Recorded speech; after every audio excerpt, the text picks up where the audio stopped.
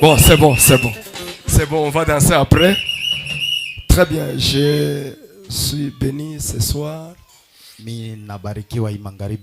de voir le pasteur Grace Mutombo. Pastor Grace Mutombo. Il est venu dans quelque chose de privé à Kolwezi ici. Mais vous savez que c'est un ami légendaire de Amen, n'est-ce pas? Et nous bénissons Dieu qu'il continue toujours à aimer Amen. Il a été dans le début de l'église ici. Et comme je vous le disais l'autre fois, c'est lui qui avait donné la prophétie de Amen. Alors qu'on n'y pensait même pas encore. Alors je lui ai demandé de nous prêcher cet après-midi. Je lui ai dit, même si tu nous prêches pendant 5 minutes, ça nous va.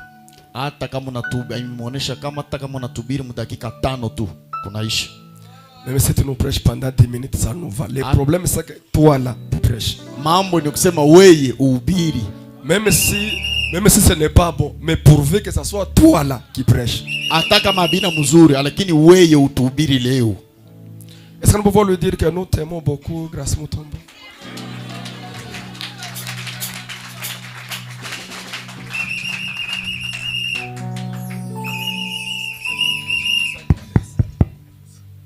Que le Seigneur vous bénisse richement. Veuillez vous asseoir un petit moment. Je voudrais dire que je vous aime beaucoup et que vous êtes une meilleure église. Quand on vous apprécie, acclamez.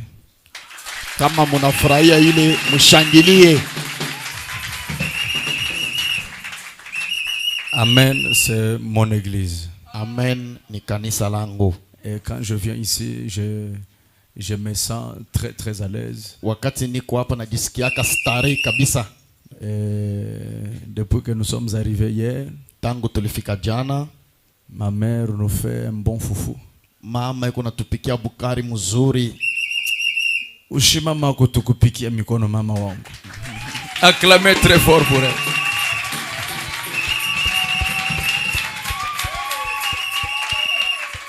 Elle est merveilleuse. Et elle m'a épaté quand je suis arrivé. Je l'ai vu conduire la voiture comme un homme. J'ai dit, elle fait des manœuvres. J'ai dit non. J'ai dit à tous les honorables qui sont venus avec moi, je les ai dit, il est vrai que Maman Gracielle conduit à Kinshasa, mais pas à ce niveau ici-là. J'ai dit, quand je repars, je dois faire recyclage rapide à Maman Gracielle.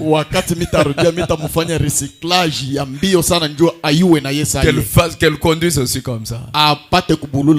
Et puis Maman Gracielle m'a chargé de vous saluer au nom de Jésus-Christ. Je suis venu, comme mon ami l'a dit, dans une mission privée. Mais vous faites partie de mes privés aussi. C'est pourquoi je suis venu ici. Et je suis accompagné de l'un des honorables huissiers des Sublimes de Lubumbashi. Honorable promesse que je vais demander de se tenir debout. Regarde tes frères. Donc, il est l'un des huissiers, des honorables huissiers des Sublimes Lubumbashi. Et aussi de mon secrétaire de Lubumbashi. Les Sublimes Lubumbashi, que je vais aussi demander le frère Grâce, il va se tenir debout. Tamulomba na ndugu Grace na ashimame yulu. Voilà. Ce Mzuri. sont les deux de l'église du pasteur Joël qui est à Lubumbashi. Ni bamoya bakanisa ya Pastor Joel ile nikalaka ku Lubumbashi. Sublime Tabernacle. Sublime Maskani.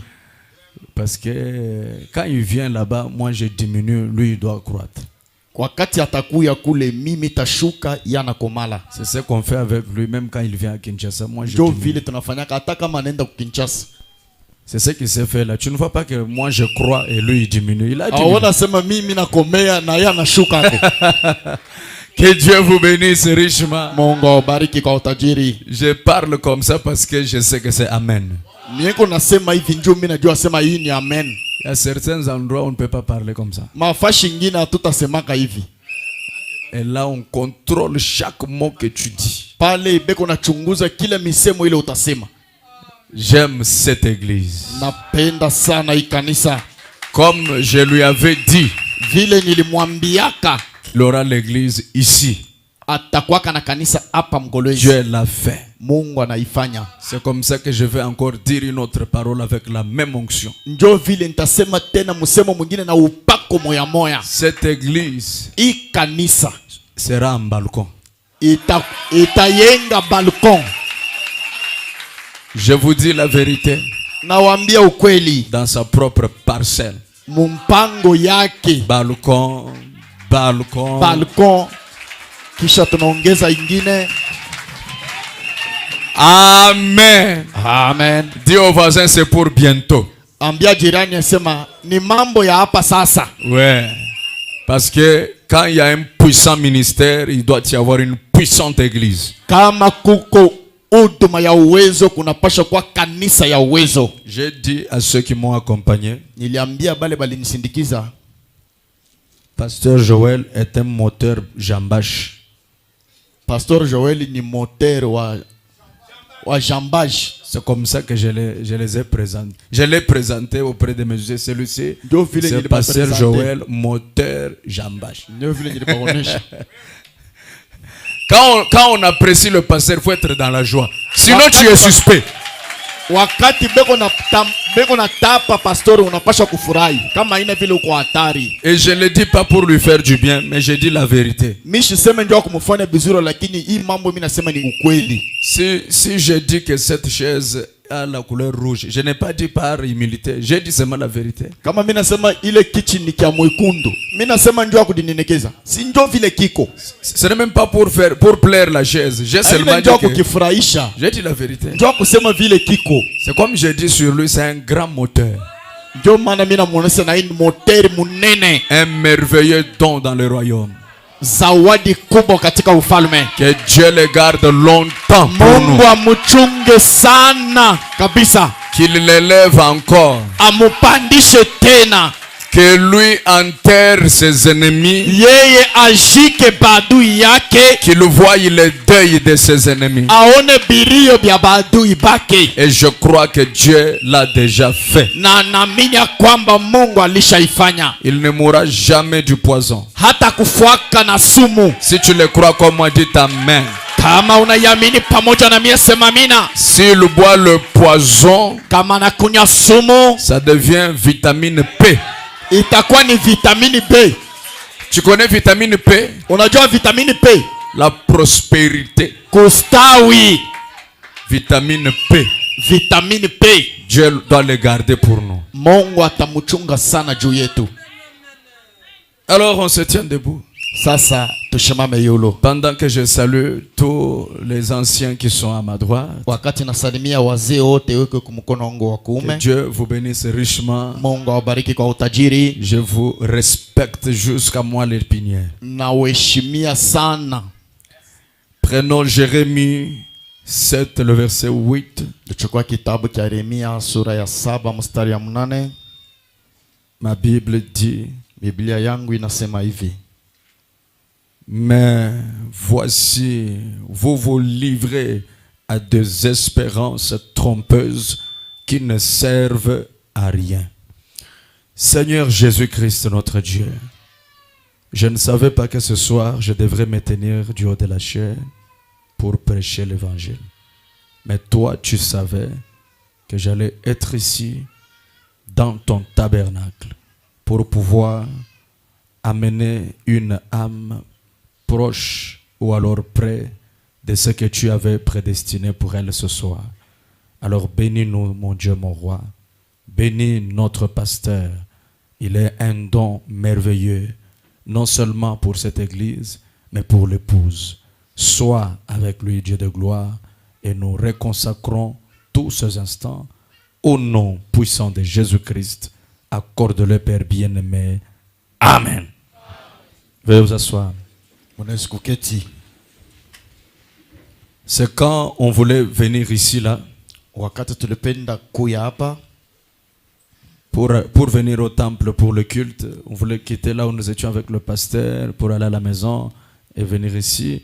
C'est alors qu'il m'a parlé qu'il y avait un thème qu'on traitait ici sur la rédemption par la puissance. Wakati tunaanza kutoka ndio kwenda nyumbani kisha kuja hapa ndio pastora akaniambia kwamba kuko kishina kile beko na ubiri ni ukombozi kupitia uwezo. Amen. Amina. Alors dans ce grand thème, je vais épingler un petit sujet que j'ai intitulé l'appui des sans-appui. Salut le voisin, dis-lui l'appui des sans-appui. Tu peux le dire à quelqu'un de gauche et de droite, l'appui des sans-appui. Amen. On va essayer de nous débrouiller en cela. Je crois que le Seigneur va nous assister. Jérémie dit, vous vous livrez à des espérances trompeuses. Je vois mon grand frère qui est là et mon jeune frère qui est là. Mes respects, que Dieu vous bénisse. Alors, vous vous livrez à des espérances trompeuses. Et ceci est une affirmation que Dieu lui-même a donnée au travers de son serviteur. C'est un constat que Dieu a eu à faire. Dieu a observé et il a constaté que certains d'entre les humains se confient ou alors se livrent à des espérances trompeuses. Et Dieu définit ces espérances. Il dit ce sont des espérances qui ne servent à rien. Et je crois que c'est la plupart des cas pour plusieurs d'entre nous. Souvent nous nous confions dans des hommes ou dans des promesses faites par des hommes. Et en réalité nous voyons que nous puisons que la déception. Est-ce que quelqu'un peut me donner un amen? C'est pourquoi quand nous faisons un voyage en Ésaïe, Ésaïe 2 au point 22, la Bible dit, cessez de vous confier en l'homme, l'homme dans les narines duquel il n'y a qu'un souffle. Ce soir je suis venu avec un seul objectif. Vous et moi cessons de nous confier dans l'homme. S'il y a une erreur dans la vie, c'est celle de se confier dans l'homme. Amen. Amen. La Bible va plus loin pour dire, anasema, malheur ou maudit soit celui qui se confie dans l'homme. alaaniwe ule anakataa tegemea ndani ya mtu. L'homme n'a rien de bon en lui, mes frères. Mtu ndani yake hamuna kizuri hata kimoja. Moi, j'avais trouvé une nouvelle définition de l'homme. Mimi napenda kutambua mtu mzuri. J'avais trouvé une définition de l'homme Nilipata maana ya mtu ya kweli que j'ai créée moi-même après plusieurs constats. yenye niliumba kisha kuona mambo mingi. J'ai trouvé que l'homme n'est que déception. Mie niliona kwamba mtu ni kufezeshwa tu. Il peut te faire du bien aujourd'hui Anaweza kufanisha kizuri leo et demain il te tourne le dos. na kesho anakugeukia. Il peut t'acclamer aujourd'hui Anaweza kukupikia mikono leo parce qu'il tire intérêt. juu eko natosha mo faida. Mais un autre jour, Na siku ingine la même personne mtu moja moja qui a bien témoigné de toi, ule alishuhudia vizuri vyako, écoute ce qu'il parle dans ton dos, sikia bila eko nasema nyuma tu yako, comprendras ce qu'est l'homme. utajua ya kwamba mtu ni nani. Qui est l'homme? Mtu ni nani? Déception sur déception. Ni kufezeeshwa pa kufezeeshwa. Il peut te louer Anaweza kukusifu et demain il te ridiculise. na kesho anakusarau. Il peut te promettre. Anaweza kukulaka Quand tu commences à l'appeler, wakati unaanza kumwita, il donne à sa femme. anapatia simu mbiko Dis-lui, je ne suis pas là. umwambie sinako. C'est ça l'homme. Njo muntu. Dis au voisin, c'est ça l'homme. Ambia jirani ya kwamba njo L'homme muntu. n'est que déception. Muntu ni kufezeeshwa. C'est pourquoi je voulais encourager quelqu'un. Kwa maana nipenda kupatia mtu hodari. Si un homme t'a abandonné, Kama mtu anakuachilia, oublie-le. umusahabu. Si un homme t'a mis de côté, Kama mtu anakuweka pembeni, jette-le aussi de côté. wewe umutupa pembeni. Pourquoi? Juu ya nini? L'homme est une déception. Mtu ni kufezeeshwa. Mais Lakini lorsque cet homme, wakati ule muntu, wakati ule muntu rencontre le divin, anakutana na kimungu, lorsque cet homme wakati ule muntu rencontre l'incréé, anakutana na ula baumbake, et en ce moment-là, ce n'est plus l'homme. na pale ule muntu hana tena muntu. Et surtout si c'est un homme envoyé par Dieu. Na kama ule muntu kweli anatumiwa na Mungu, Si Dieu vous envoie un homme, kama Mungu anakutumia muntu, ce n'est plus un homme. hana tena muntu, Là, c'est autre chose. pale inakuwa kitu. Confiez-vous à l'Éternel, Tegemea ndani ya milele, vous serez affermis. utapata nguvu. Et confiez-vous au prophète. Na mutegemee ndani ya wanabii. Je vais remplacer X par sa valeur. Mimi anarudisha kila kitu pafashi yake. Confiez-vous en William Branham. Mutegemee ndani ya William Branham Vous réussirez. na mutaweza. En ce moment ici, ce n'est plus l'homme. Pai wakati haina tena muntu, Là, c'est devenu autre chose. pala inakuwa ni kitu kingine. C'est pourquoi frère Branham dit, Ndio kwa sababu ndugu Branham anasema, je lui ai prêté mon corps nilimkongosha mwili wangu pour que son peuple soit béni. juu taifa yake ibarikiwe. Le pasteur a dit dans le grand thème, il y a rédemption. Pastor anasema mkishina kama mko ukombozi, On ne peut pas parler de la rédemption hapawezi kusema cha ukombozi s'il n'y a pas le rédempteur. kama hakuna mkombozi mwenyewe. Ah, donne-moi un amen. Unipatie amini On kubwa. ne peut pas parler de la rédemption Hatuwezi kusema cha ukombozi s'il n'y a pas le rédempteur. kama hakuna mkombozi mwenyewe. Or, Japo pour qu'il y ait la rédemption, juku kwa ukombozi il y a trois conditions. kunapaswa kuwa makanuni tatu. Dis au voisin trois conditions. Ambia jirani makanuni tatu. Pour que l'on parle de la rédemption, Juba seme jua ukombozi, il faut qu'on accomplisse combien?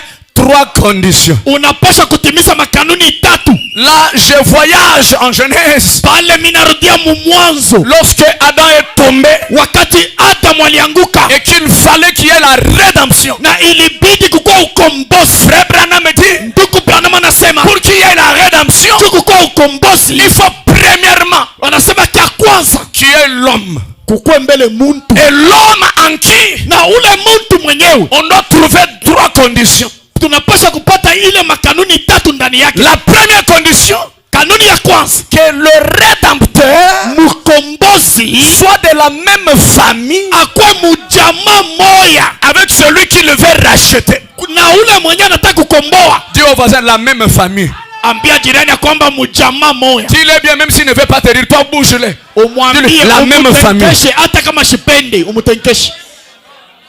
Il faut qu'il soit de la même famille. Banapasha kuwa bamujamaa moya. Et dans la Bible, on l'appelle proche parent. Ndani ya Biblia banamuita ndugu wa karibu.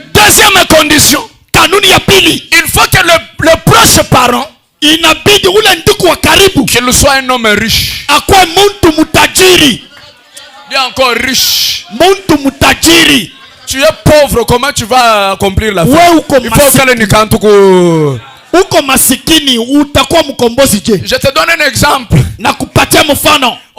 C'est un exemple. Mina leta mfano. On a arrêté mon pasteur Joël en prison. Bana bamba pasteur Joël mu prison. Même si je suis de la famille. Hata kama niko wa mfamii C'est la hapo. première condition que j'ai accomplie. Jo hali ya kwanza ile mimi natimiza. Mais pour le sortir de là. Jo kumtosha mwile gereza. Non, non, je ne vais pas dire à la prison, oh, je suis de sa famille. Non, Mimi sitasema oh, mimi niko wa mjamaa yake mumtoshe. il faut avoir la richesse Unapaswa kuwa utajiri pour qu'il y ait le rachat. Juku kwa ukombozi. Si les aigles sont là, donne-moi un grand amen. Kama batakatifu niko pale munipatia amina kubwa. Troisième condition. Kanuni ya tatu. Je pose ça et après on va prêcher. Kisha naweka misingi tutahubiri. Troisième condition. Kanuni ya tatu. Il faut que cette personne ou cet homme-là Inabidi ule muntu ule puisse avoir une bonne réputation. akwe na maisha mzuri. Un bon témoignage. Ushuhuda ya mzuri. On regarde, on dit oui.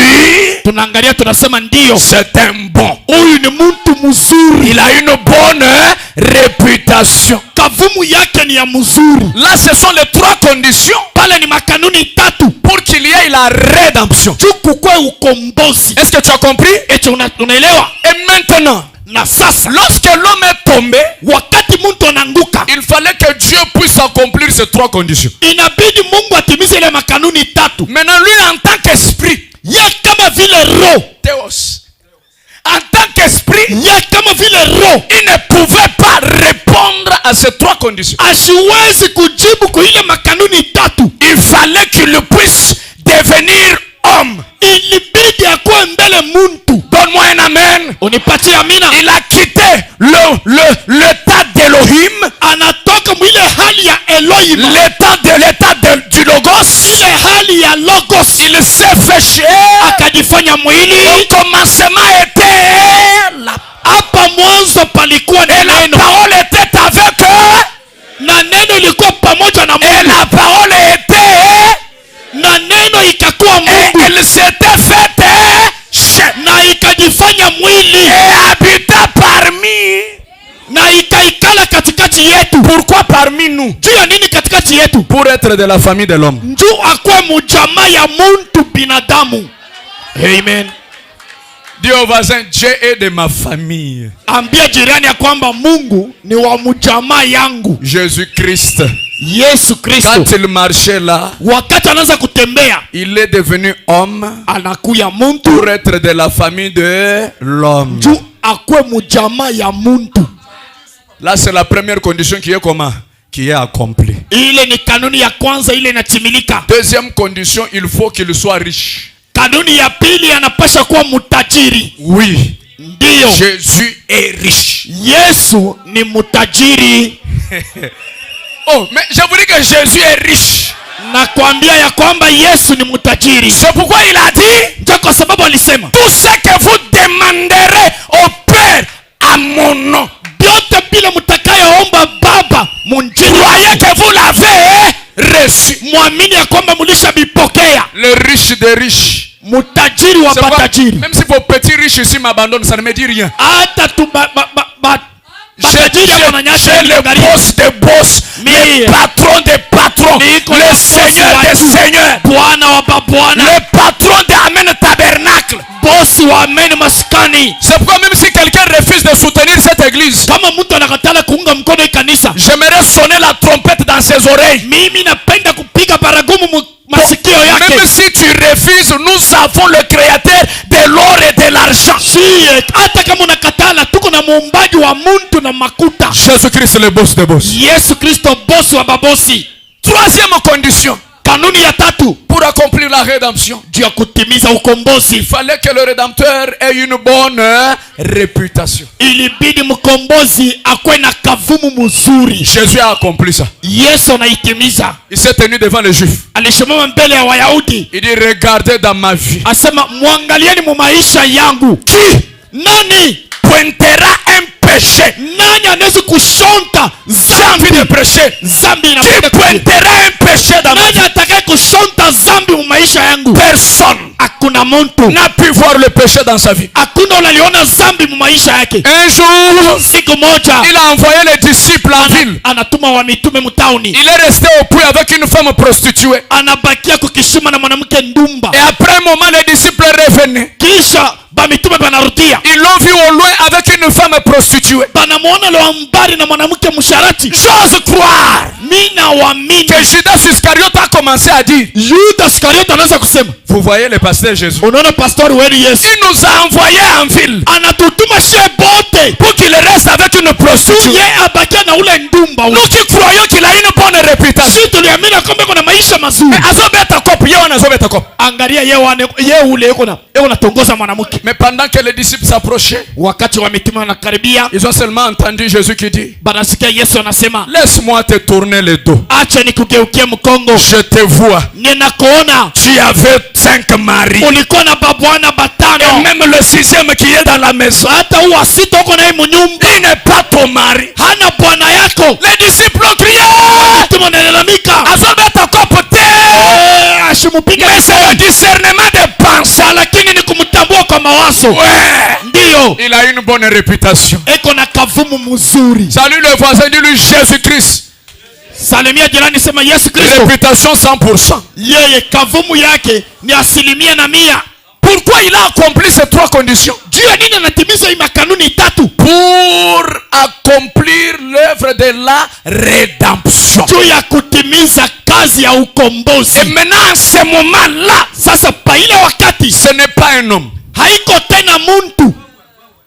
Je dis bien en ce moment-là, Nasema hivi, pa ile wakati ce n'est pas un homme. ule hana tena muntu. Tu te confies en lui, Unategemea ndani yake, ta vie est éclairée. maisha yako inangazwa. Et ça, c'était le rédempteur de tous les âges. Na huyu alikuwa ni mkombozi wa kila kizazi. Dis un peu Jésus-Christ. Sema Yesu Kristo. Que d'autres voient Jésus-Christ Yesu Kristo est le rédempteur ni mkombozi de tous les âges. wa bizazi byote.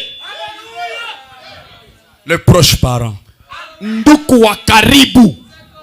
Maintenant, Sasa dans chaque âge, mukila kizazi Dieu Mungu lui-même s'est choisi ye peke na chakua un des hommes parmi les hommes muntu moya katikati ya bantu pour être le proche parent de cet âge-là. njo akwe nduku wa karibu wa ile Pour kizazi. être le parent rédempteur de cet âge-là. Njo akwe baba mkombozi wa ile kizazi. C'est pourquoi frère Branham dit, Njo kwa sababu nduku Branham anasema, il dit quand vous voyez un frère asema wakati unaona nduku avec une Bible na Biblia yake sous ses aisselles, balibeka allez prêcher d'autres frères, eko naenda kuhubiri pa ndugu yake bingine, les faisant quitter des dénominationnels vers la lumière du soir. na batosha mu madhehebu kunuru ya Branham dit quand vous voyez cet homme-là, Branham anasema wakati unaona ule muntu, c'est un parent rédempteur. ule muntu ni baba mkombozi. Moi un amen. Onipatie komina. Amen. Là ne voyez pas un homme. Pale usione tena muntu. Là, Pale confie-toi en lui. we tegemea ndani yake. Ah, si tu crois, donne amen 3 fois. Weye Amen. Amen. Amen.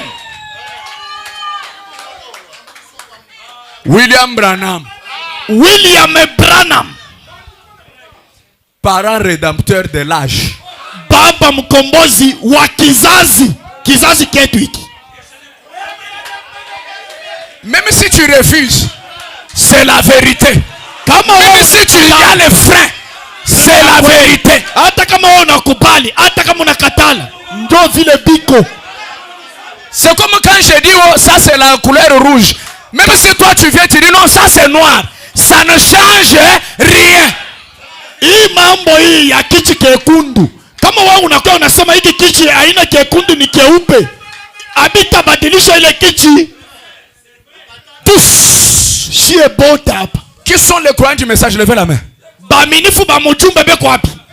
Mais qui t'a amené le message dans cet âge? Nani anakuletea ujumbe weye mwi kizazi? C'est William Branham. Ni William Branham. Maintenant écoutez la précision. Sasa shikia mkazo. Les proches parents ou les parents rédempteurs de chaque âge. Ndugu wa karibu au baba mkombozi wa kila kizazi. Il ne vient pas accomplir la rédemption avec son sang. Ye ashikuya kutimiza ukombozi na damu yake. Mais il vient avec le sang du parent rédempteur de tous les âges. Na anakuya na damu ya baba mkombozi wa kila kizazi. Il amène ce sang-là, analeta ile damu vers le peuple. Anailetea taifa. Ah, je vois que ça vous met à l'aise maintenant. Donne maintenant un grand amen. Sema mina mzuri. J'ai écouté. C'est comme mon pasteur. Iko kama vile pastor wangu. Il vient, il me dit, anakuya ananiambia, grâce, je viens de la ville. Mina toka mtauni. J'ai acheté l'armoire. Mina uza kabati. Vous comprenez? Unaelewa? Pasteur Joël a acheté quoi? L'armoire. Pasteur Joël anauza kabati. Après il vient, il me dit, kisha anakuya anasema, en ville à tel endroit, wende mutauni fashi fulani. J'ai déjà versé l'argent là-bas. Nilisha peleka makuta ya kabadi. Maintenant toi, we wende. Va là-bas. Wende tu kule. Tu m'apportes l'armoire là. Ubebe tu uniletea ile kabadi. Moi j'étais là à 10h, j'ai versé l'argent. Nilikuwa pale mu 10h nilishauza kabadi. Maintenant toi va. We wende. L'armoire. Beba facture, wende ubebe kabadi. Quand je vais arriver là avec la facture que le pasteur m'a donnée, wakati mitafika na ile facture pastor ananipa, je ne prendrai pas l'armoire en mon nom. Mishi tabeba ile kabadi munjina langu. Je prendrai l'armoire au nom du pasteur Joël. Tabeba kabadi munjina ya pastor Joël. Mais néanmoins c'est moi qui suis venu jusque là où il y a l'armoire. Minjo mina fika pale kabadi iko. Qui suis-je? Niko nani? William Branham. Envoyé par qui? Banamutuma kwa nani? Jésus-Christ. Kwa Yesu Kristo. Le prix déjà payé, bei ilishalipiwa, mais la totalité de la rédemption, lakini ukombozi muudele qui devait se faire au temps du soir, ile ilipaswa kufanyika kwa wakati wa magharibi. Il fallait un homme chauve. Ilibidi mtu walipala. Il ne vient pas en son nom, yashikuya katika jina lake, mais il vient au nom de celui qui l'a envoyé. Lakini anakuja mjina na ule anamtuma. C'est pourquoi la Bible dit, kwa sababu Biblia inasema, celui qui reçoit celui que j'ai envoyé, ule anapokea ule ambaye natuma. C'est moi qui l'a reçu. Ninjo anapokea. Donne-moi un amen. Unipatie kwa mina. Est-ce que jusque là on est ensemble? Tina pale tunaelewana. Je descends encore. Mina shuka tena chini sana. Je vais quitter ici. Mitatoka hapa. Je descends encore. Mina shuka tena. Ok? Je descends encore. Tunashuka tena chini. Avant que je n'attaque à prêcher. Kabla ya mimi kuanza kuhubiri. Dans cette église, ndani ya hii kanisa, Pasteur Joël est le parent rédempteur. Pasteur Joël njo baba mkombozi wa hii kanisa. Amena. Unakatala unaenda. Njo vile biko. Dans une église locale, ndani ya kanisa ya panafasi, c'est le pasteur qui est le parent rédempteur. Pasteur Joël njo baba mkombozi. Pourquoi? Il se tient ici avec le même message. Il prêche l'évangile, toi tu crois. Acclamez pour le parent rédempteur de Amen Tabernacle. Tushangilie baba mkombozi wa Amen Maskani. Maintenant quand j'ai dit que lui est parent rédempteur, là tu es à l'aise. Wakati wanasema vile, pale unasikia bien. Je descends encore plus bas. Mina shuka tena chini sana. Que je descende encore plus bas. Tushuka tena chini sana. Dans ta famille. Mujamaa yako. Mais c'est toi le parent rédempteur. Wenjo baba mkombozi. C'est pourquoi ndio kwa sababu la Bible dit, Biblia inasema, je bénirai plusieurs en toi. Mitabariki ba mingi. Tu es la source de bénédiction. Wewe ndio chemu ya baraka. Maintenant là tu es content. Pale huko na furahi. Hani ngamba bwa Abraham awe kwa le frère. Wakati tunasema ndio Abraham, pale unasimama unaanza kuangalia. Il nous amène où? Wewe unatupeleka wapi? Il nous amène où? Wewe unatupeleka wapi? Je vous amène là où votre pasteur vous a amené. Na kupeleka paka kule pasteur alimipeleka. Acclamez très très fort. Tushangilie na nguvu sana. Maintenant, sasa, quand tu le crois à son ministère, wakati unaamini huduma yake, ne le croyez pas comme un homme. Usimwamini sa muntu. Là, je parle dans une église locale. Niko nasema mambo ya kanisa ya panafasi. C'est pourquoi Branham dit, si vous croyez en votre pasteur, kama unaamini ndani ya pastor wako, et que vous lui faites confiance malgré ses erreurs. Suivez bien. Malgré quoi? Ses erreurs. Na unamtumainia hata vile kona mankosa. Il dit vous serez bénis. Atasema utabarikiwa. Virgule. Mukato. Dieu vous honorera pour cela. Mungu atakuheshimia juu ya ile. Dieu au voisin, il faut honorer le pasteur. Ambia jirani tumheshimia pastor wetu. Bon, là, je voulais un peu essayer de nager dans ce qu'il m'a dit sur la rédemption. Il m'a parlé de ça quand on venait ici là. Sinon, j'allais attaquer toute une histoire là sur... Bon, il n'a pas fini d'abord comme ça. Hein? Il y a une journée qui provoquait la mambo ya rédemption. Mais je continue. Le pasteur n'a pas dit seulement le thème c'est la rédemption. Non, il a dit... La rédemption par la puissance. Pastor ashokisema paka ukombozi bure. Anasema ukombozi kupitia uwezo. Donc il fallait que je parle un peu de la rédemption. Maintenant on va attaquer côté comment? Puissance. Tuseme mbele njoo ukombozi kisha tutenda kungambo ya uwezo. Envoie-moi d'abord amen 3 fois. Unipatie amen mara 3.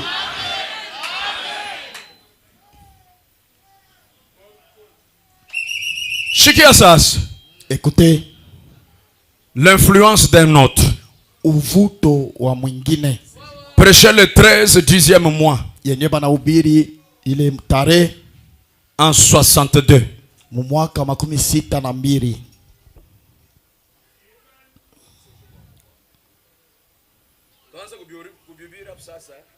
Tubianze. Niko mkanisa ya wangu donc hapa ni kwa lezi donc kama mtu anashirika ni mambo yake. Donc ataniona tena siku moja mimi narudia tena hapa mimi nahubiri tena. Et je parle ça librement parce que je sais que lui il croit tout ça là. Mimi niko nahubiri binjumi na yose anabiamini. Il y a d'autres endroits quand on arrive on prêche seulement les sandales, les sandales. Fashi ngine kama tunafika tutahubiri tu bilato, masandale, sandale ya Yesu. Njoo tunaenda. Kisha tunaenda. La barbe. Ndevu ya Yesu tunaenda. Muzabi ya Yesu tunaenda. Quand on arrive à des endroits comme ça, wakati tunafika mafashi ya hivi, il y a la matière grise de l'épouse. Kuko chakula ya bibi harusi. L'influence de notre point 90. Uvuto wa mwingine haya kama 10. Frère Branham me dit, ndoko Branham anasema, Dieu laisse parfois. Mungu anachaka mala ingine. Dieu laisse parfois. Mala ingine Mungu anachaka. Les appuis. Matekemeo nous être retirés. Banatunyanganya hayo. Est-ce que nous sommes ensemble? Tuko pamoja. Je prêche sur l'appui des sans appui. Niko natubiri patekemeo ya bale banakosa tegemeo. Branham dit Dieu laisse parfois. Branham anasema mala ingine Mungu anachaka. Les appuis. Matekemeo nous être retirés. Banatunyanganya hayo. Quelquefois mala ingine il laisse la maladie nous frapper. Anachaka magonjwa itupike. Il laisse la déception. Anacha kufezeeshwa. Le chagrin maumivu nous frapper. Inatupika. Moi je peux ajouter minezi kongeza. Le chagrin, maumivu, la maladie, magonjwa, les critiques, makushimangana, les chômages, kukosa kazi, et tout ce que tu as comme problème, nous frapper. Branham fait une déclaration. Je ne sais pas si tu diras amen, amen à ça. Mais j'ai confiance comme vous vous appelez amen. Branham dit, il fait cela parfois pour vous conduire au point où vous pouvez être influencé par l'évangile. Ne voyez pas seulement les sorciers. Ne voyez pas seulement la tante au village. C'est Dieu qui laisse ça. Qui a autorisé à Satan d'aller ravir les choses à Job? C'était le Dieu de Job. D'ailleurs Satan était en train de marcher. C'est Dieu lui-même qui a commandé commencé à parler à Satan. Mungu ndio alienda kumchokoza shetani. Qui a cité Job en premier? Nani alitaja Ayubu wa kwanza? Dieu lui-même. Mungu peke yake. As-tu vu mon serviteur Job? Eti uliona mtumishi wangu Ayubu? Qui a créé des problèmes à Job? Nani alianza anaanza Job mateso? Dis au voisin, ambia jirani, c'est Dieu lui-même. Ni Mungu peke yake. Qui a créé des problèmes? Ndio alianza matatizo à Job. Kwa Ayubu. Dis à 3 personnes, c'est Dieu lui-même. Ambia bantu batata kwamba qui a créé des problèmes? Ndio alianza matatizo à Job. Kwa Ayubu. Mais pourquoi il a créé des problèmes? Parce qu'il savait. Kwa sababu alijua il est le Dieu de la restauration. Yeye ni Mungu wa kurudishwa. Et quand il vient pour restaurer, wakati anakuja kurudishwa, il ne restaure pas une fois, yasirudisha paka mara moja, mais il restaure au double. Lakini anarudisha mara mbili. Ce soir au nom de Jésus-Christ, magharibi mjina la Yesu Kristo, la rédemption par la puissance, ukombozi kupitia uwezo, la puissance de Dieu ce soir, uwezo ya Mungu hii magharibi, va te restaurer au double. Itakurudisha mara mbili. Tout ce que tu as perdu, yote bila ulipotesha, je déclare au nom de Jésus-Christ, ninanena mjina la Yesu Kristo, alors que dans notre camp, wakati mkampi yetu, nous avons les parents rédempteurs de tous les âges, tuko na baba mkombozi wa kila kizazi, qui est le Seigneur Jésus-Christ. Mwenyeko Yesu Kristo. Nous avons William et Branham, tuko na William et Branham. Et ce soir, hii magharibi, nous avons notre pasteur. tuko na pastori wetu. Que le diable le veuille ou pas, shetani apende sipopende, restauration au double, kurudisha mara mbili, restauration au double, kurudisha mara mbili. Les capitales que tu avais perdu là, ile kapitali ulipoteshaka ile, ne pleure plus pour cela. Hapana tena kulia juu ya ile. L'argent que tu avais perdu là, makuta ile ulipotesha, ne pleurez pas pour cela.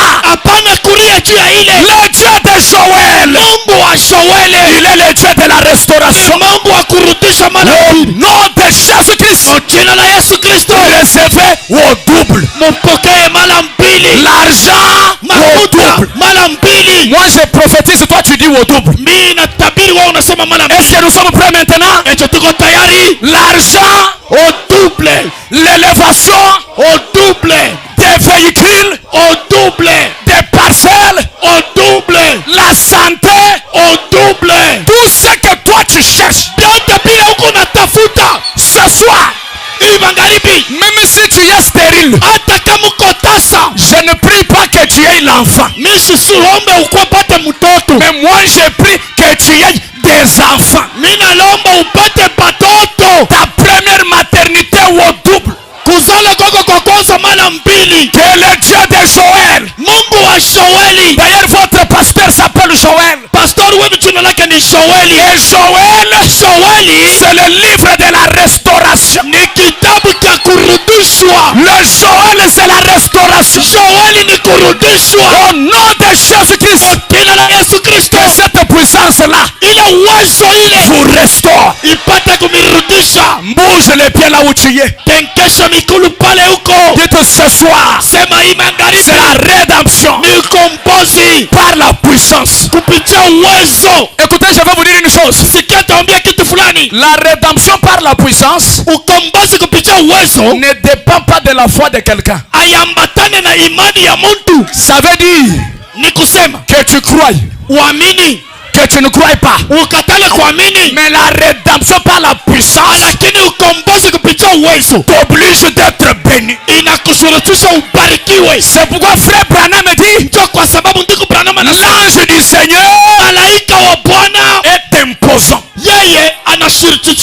L'ange est imposant. Ça veut dire il impose des bénédictions.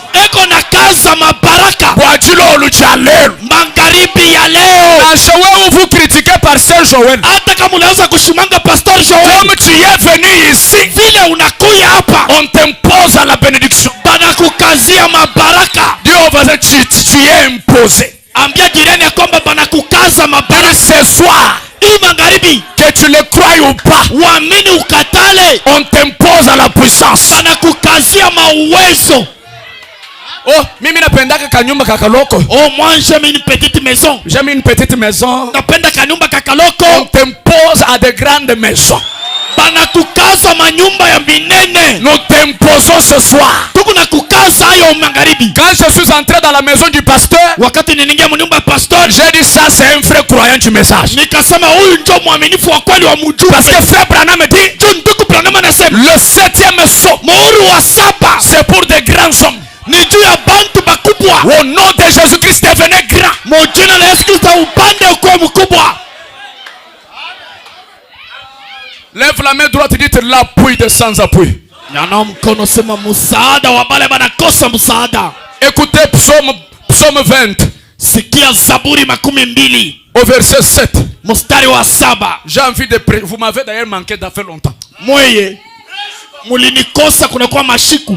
Je vais vous prêcher ce soir. Leo hii magharibi niko na ubiri.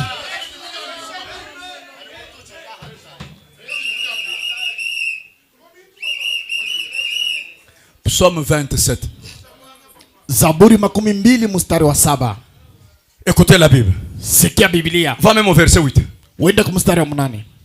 Voilà. Lis avec moi mes frères. Tusome pamoja.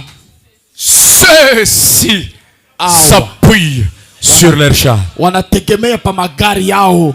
Ceux-là Bale bingine sur leurs chevaux. banategemea pa mangombe yabo. Mais nous, amen tabernacle. Lakini shi amen maskani. Nous, amen tabernacle. Shi amen maskani. Nous invoquons le nom de l'Éternel notre Dieu. Jina ya wa milele Mungu wetu. Je parle ce soir Niko nasema hii magharibi à quelqu'un qui n'a pas un soutien. kwa mtu ule hana na msaada.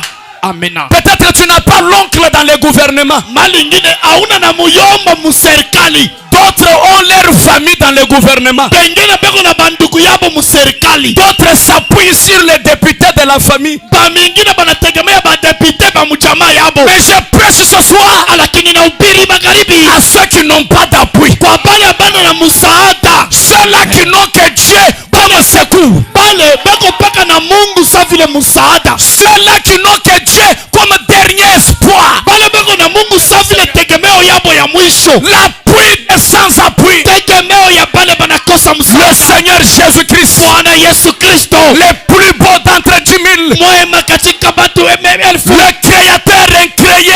Muumbaji ula naumba. Il est lisse de la vallée. Yeye ni liwe ya bonde. Il est la pierre de fête. Ile ni jiwe ya chongo. La pierre de fête. Ile ni jiwe ya chongo. Il est la pierre angulaire. Yeye ni jiwe ya mkona. Il est la pierre de sardoine. Yeye ni jiwe ya sardoine. Lui la rose de Saron. Ile jiwe ya bonde. Le patron de mon âme. Ule bosi wa nafsi yangu. Le créateur incréé. Muumbaji ula shijiumbe. Il est le Dieu Yeye ni Mungu qui peut voir ula nezi kuona les larmes du poisson dans l'eau. machozi ya samaki katika mai. Il est le Dieu Yeye ni Mungu qui voit les fourmis noires yenye kunaona furumi mweusi sous une pierre noire, paliibwe mweusi dans une eau noire. mumaji mweusi. Et ce soir, il voit les larmes de ton cœur. Na hii magharibi anaona machozi ya nafsi yako. J'ai envie de te dire, Ninapenda nikwambie même les prières que tu as faites, que tu as déjà oubliées, hata maombi ile ulifanyaka ulishaisahau. l'appui des sans-appui n'a pas oublié. Tegemeo ya bale bana tegemeo hapawezi kusahau. Le Dieu de William Branham, Mungu wa William Branham, le consolateur des cœurs brisés. mfariji wa mioyo yenye kufundika. Laissez-moi l'invoquer dans cette salle. Acha mbele ni mwalike mwiyekalu. C'est lui le patron de la rédemption par la puissance. Yeye ndio bosi wa ukombozi kupitia uwezo. Oh Dieu de Branham, Mungu wa Branham, descends ce soir. shuka hii magharibi. Il y a un peuple qui a besoin de toi. Kuko taifa ile inakuhitaji. Tu es l'appui des sans-appui. Ule uko msaada wa bale banaikosa. Tu es le radar des saints. Ule ni mwenye radar wa batakatifu. Qu'il entre maintenant dans ton dossier. Aingie tena mumambo yako sasa. Qu'il restaure ta santé. Arudishe tena afya yako. Qu'il restaure par sa puissance. Airudishe kupitia uwezo yake. Frère Branham dit, Ndugu Branham anasema nous avons dans ce message tuko katika hii ujumbe des puissances de Dieu mawezo ya Mungu non exploitées. ila tu yatumikisha. Exploite ce soir. Uitumikisha imani. Exploite ce soir. Uitumikisha imani. Exploite ce soir. Uitumikisha imani. Exploite ce soir. Uitumikisha. J'ai envie de parler à quelqu'un. Mimi napenda kuambia mtu à qui on ne voit pas qu'il n'a pas de valeur. Ule mwenye banaona sema hana na bei. Zambi wa Branham nchangu le bilekelela. Mungu wa Branham ni ule analokota pale banasarauriwa. Mukalenga Yesu. Bwana Yesu katumba kangobolu. Ule yenjo analopoleka bantu. Sinanga cha moyo wake. Yenjo mapendo ya moyo wangu. Zambi ni mungangu lo muchisuku. Mungu ule ni chakula mpori. Kumpesha mushinga kumpala kwa bana benu. Ananipa heshima mbele ya batoto yake. Il peut le faire ce soir. Anawezi tena kuifanya hii magharibi. De la même manière que vous êtes debout. Munamuna mo ile munashimama yulo. Je vous ai pas dit de vous tenir debout. Mishi kumiambia mshimame yulo. Mais pourquoi vous êtes debout? Tu ya nini mulisha shimama? C'est parce que ni kwa sababu l'appui des sans appui. Tegemeo ya pale banakosa tegemeo. Déjà dans cette salle. Ilishaingia mu hii hekalu. Et quand il descend, wakati anashuka, il cherche là où il y a le cancer. Eko anatafuta pale peko kansa. Il cherche là où il y a les problèmes. Anatafuta pale peko matatizo. Oh Dieu. Hey Mungu. Répète après moi. Oh Dieu. Hey Mungu. Toi le patron de la rédemption. Weye boss wa ukombozi. Par la puissance. Kupitia uwezo. Entre dans ma vie. Ingia maisha yangu.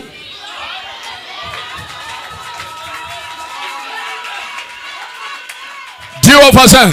Ambia jirani. Comme tu es déjà debout, écoute cette citation. Vile ulisha shimama yulo, sikia hii andiko. Dis-le un peu même à 4 personnes. Dis-le. Ambia ta bantu baine bachue.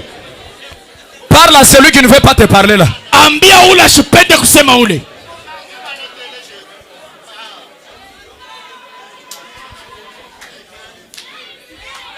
Dis-lui comme tu es déjà debout, écoute cette citation.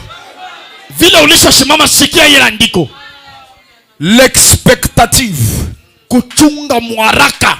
Prêcher le 14 7e mois. Yenye banahubiri ile tarehe mwaka en 51. Mwaka wa 51. L'expectative. Kuchunga kwa haraka. Prêcher le 14 7e mois. Yenye banahubiri ile tarehe en 51. Mwaka 51. Au point 18. Haya yake ya 18. L'expectative. Kuchunga kwa haraka. Du 14 7e mois. Ya mwile tarehe. Au point 50, en 1951, mwaka, au point 18. Mwaka 51 haya ya 18. Papa, agrandis-moi cette affaire ici, si tu peux le faire. Baba uninenepesheko ibi. Agrandis-moi ça.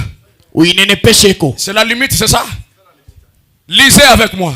Tusome pamoja. Branham a une question à vous poser. Branham iko na swali ya kukuliza. Il dit combien ici présents ce soir à Amen Tabernacle s'attendent à être guéris aujourd'hui? Bangapi hapa Amen Maskani banachunga kupata uponyaji leo? Quelqu'un va dire moi je suis pas malade. Mwingine atasema mimi sina mgonjwa, alors qu'il n'a même pas de compte en banque. Na japo ashiyu hata konti yenyewe ya kubanki ni kalaka je. C'est une maladie. Ni magonjwa. Si dans tes poches il y a rien, c'est une maladie. Kama una na makuta ni magonjwa. C'est une maladie des poches. Ni malari ya mfuko. Branham dit combien ici s'attendent à être guéris aujourd'hui? Bangapi banachunga bapata uponyaji leo? Il dit faites-nous voir les mains. Asema muoneshe mikono yenu. Branham dit eh bien. Branham anasema mzuri. Il a vu les mains que tu as levées. Aliona ile mkono unapandisha. Regarde ça. Écoute. Eh bien. Mzuri. Vous qui avez levé les mains. Ni hapa mlinyana mikono. Vous n'allez donc pas être déçus. Umweye amutafezeeshwa ce soir. Hii magharibi déception zéro. Kufezeeshwa ni sifuri. Si tu étais déçu dans les affaires, kama ulipata kufezeeka mu biashara, comme aujourd'hui c'est la rédemption par la puissance, vile leo ni ukombozi kupitia uwezo, déception zéro. Kufezeeshwa ni sifuri. Que tu crois, uamini, que tu ne crois pas, wakatale kuamini. La bêtise c'est de venir ici. Miza ile ulifanya ni yawe kuja. Comme tu y es déjà venu, vile ulishafika hapa, déception zéro. Kufezeeshwa ni sifuri. Dis-le maintenant, confesse maintenant aux gens ce soir. Ikiri sasa kwa je ne serai pas déçu. Mimi sitafezeeshwa. Et maintenant dis-lui ta prophétie. Sema sasa umwambie tu es venu assister. Yenye unakuya kutangalia à l'enterrement de mes dossiers. Unakuya kuangalia vile niko nashika mateso yangu. Dites-leur. Tu es venu assister unakuya kuona l'enterrement vile niko nashika mateso de mes yangu, problèmes. mateso yangu niko naishika leo. Ce soir, Hii magharibi, au nom de Jésus-Christ, mjina la Yesu Kristo,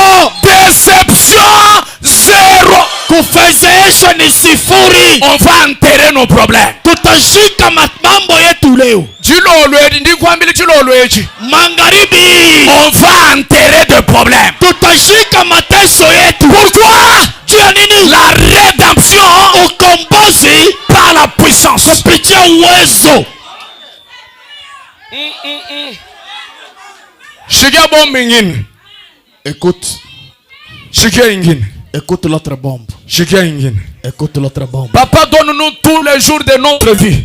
Utupatie ko siku yote ya maisha yetu. Tous les jours de notre vie. Siku yote ya maisha yetu. Prêchez le 12, 6e mois. Yenye bana ubiri ile tarehe En 1959. mwaka wa 59. Tous les jours de notre vie. Siku yote ya maisha yetu. Au point 87. Haya yake 87. Que dit Papa Branham? Baba Branham anasema nini? Envoie la citation. Uleta andiko. Lisez mes frères. Tusome banduku. Il dit, Anasema, croyez-vous au Seigneur Jésus-Christ? eti munaamini Bwana Yesu Kristo?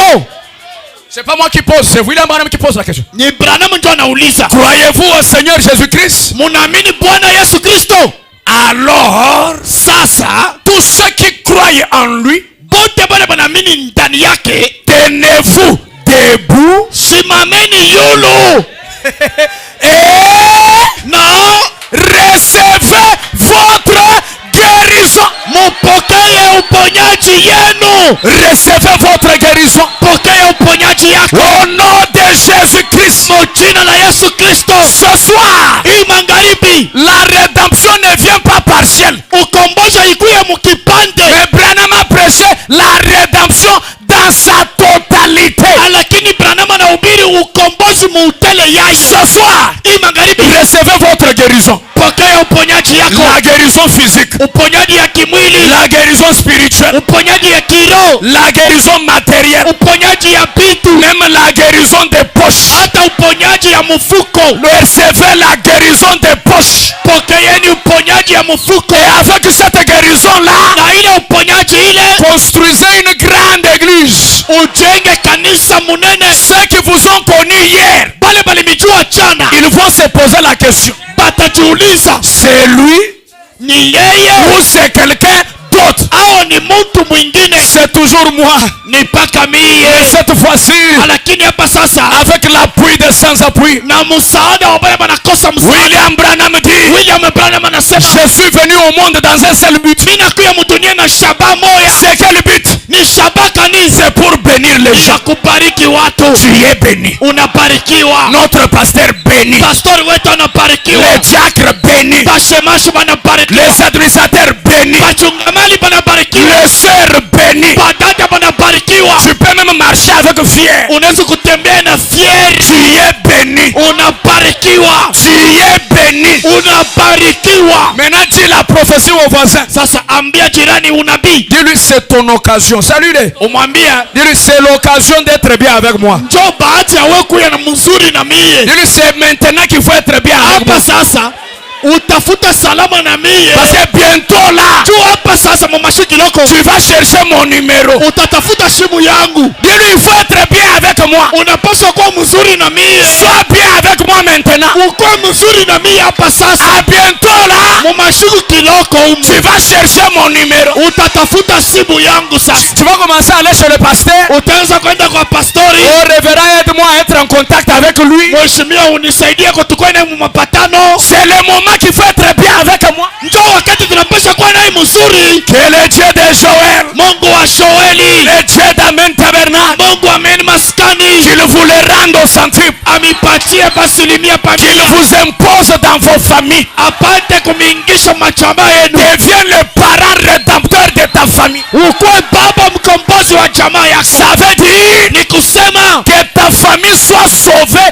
par toi. jamaa yako yokolewe kupitia weye. Mujina jamukana na Yesu. Mjina la Bwana Yesu Kristo. Sois le leader, We ukwe yulo, sois le patron, ukwe bosi, rempli du Saint-Esprit. jazo na Roho Mtakatifu. kifo. Oh, l'argent éloigne les gens de Dieu. Oh, makuta inaendesha bantu mbali na Mungu. Ça c'est quelle inspiration démoniaque? Ni upuluzio kani ya shetani ile. L'argent n'éloigne pas les gens de Dieu. Makuta iendeshe bantu mbali na Mungu. Si quelqu'un est loin de Dieu, kama mtu anaenda mbali na Mungu, même s'il est pauvre, il est loin de Dieu. Hata kama ni masikini yate kenda toujours. Oh, l'argent, tu deviendras orgueilleux. Oh, makuta utakuwa na kiburi. On est orgueilleux même si on est pauvre. Hata kama uko masikini unaweza kuwa na kiburi. Mais il y a la possibilité, lakini kuko namona d'être millionnaire, ya kuwa milionari, mais respectant le pasteur. lakini kunaheshimia pastori. D'être millionnaire, uko milionari, mais étant chrétien. lakini mukristo. Oh, l'appui des sans appui. Msaada wa wale wanakosa msaada. Crée-moi des millionnaires ici. Uniombie kwa milionari hapa. Et comme nous sommes sur la ville des minéraux, lakini vile tuko mmoja ya maminere, que Dieu crée des minéraux même dans vos douches. Mungu aumbe minere hata mumadushi yenu. Le Dieu du pasteur Joël peut le faire. Mungu wa pastor Joël anaweza kuifanya. Que Dieu crée un miracle. Mungu aumbe kwa miujiza qui n'a jamais existé. ila haiyafanikaka. Au nom de Jésus-Christ, mjina la Yesu Kristo, recevez ce miracle-là. pokeeni ile miujiza. Alléluia. Amen. Quelqu'un dise gloire à Dieu. Mtu aseme utukufu kwa Mungu. Quelqu'un dise merci Seigneur. Merci Seigneur.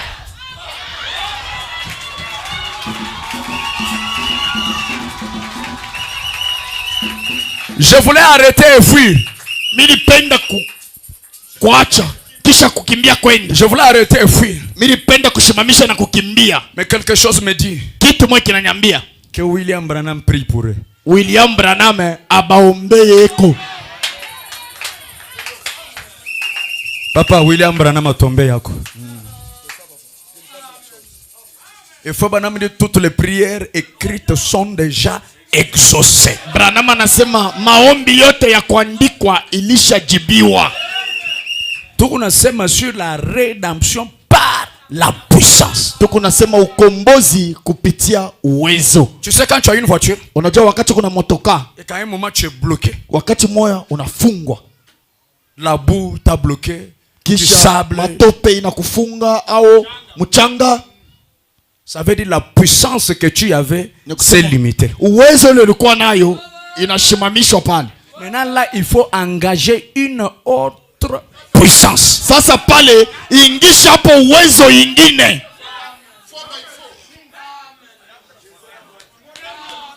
Il faut qu'on puisse une deuxième boîte.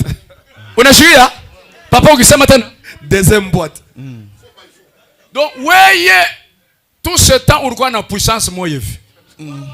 Wakati yote ulikuwa na uwezo pale. Sasa baba wa kanisa naona sema uko bloqué fwash moja hivi. Njo Mungu anamuinspire thème la rédemption par la puissance. Deuxième boîte.